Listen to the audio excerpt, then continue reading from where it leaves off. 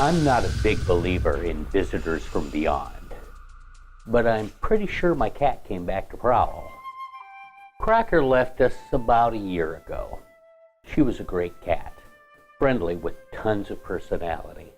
She was a great companion and always ready for fun.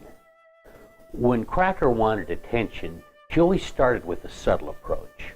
First, she would gently touch my ankles or feet with the tips of her whiskers. I'm almost always barefoot around the house. If that didn't work right away, she would bite me. Over the years, she trained me to pet her immediately with the whisker touch, just to avoid the teeth.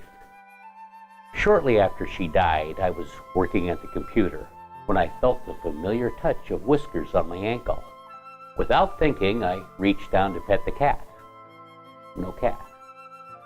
This happened several times over the next few months. I'm a smoker, but I don't smoke in the house. I usually just go out to the garage to have a cigarette. I didn't let Cracker into the garage during my smoke breaks. She didn't like that. She would let out this pitiful, forlorn little meow from the other side of the door to let me know she was right there. If the door was not shut tight, she would work it open with her paws and join me.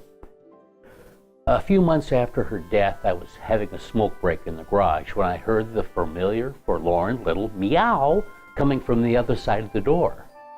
I looked at the door and saw it slowly open to a cat-sized width. Of course, there was no cat. Also, there was no breezes, and the door hangs straight. That is, gravity doesn't pull the door open on its own. Not like most cats, Cracker occasionally liked to race around the house at blinding speeds for no apparent reason. Maybe it was just to amuse me. Who knows with cats?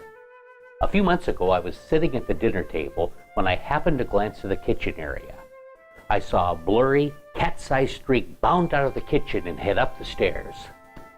My wife, Tess, also said she saw a transparent cat around the house, mostly in Cracker's favorite hangouts.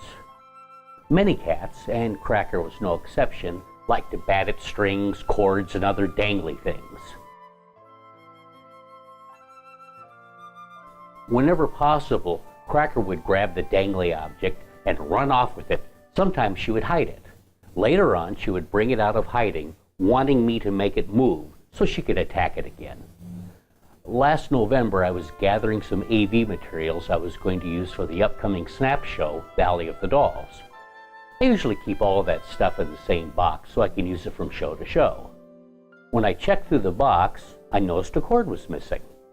I figured that I must have taken it out and used it for something else, or left it at the theater by accident. I carefully searched the house. No cord. I took my stuff to the theater. No cord there either. The next afternoon, I walked into our TV room, and the missing cord was lying in plain sight in the middle of the floor.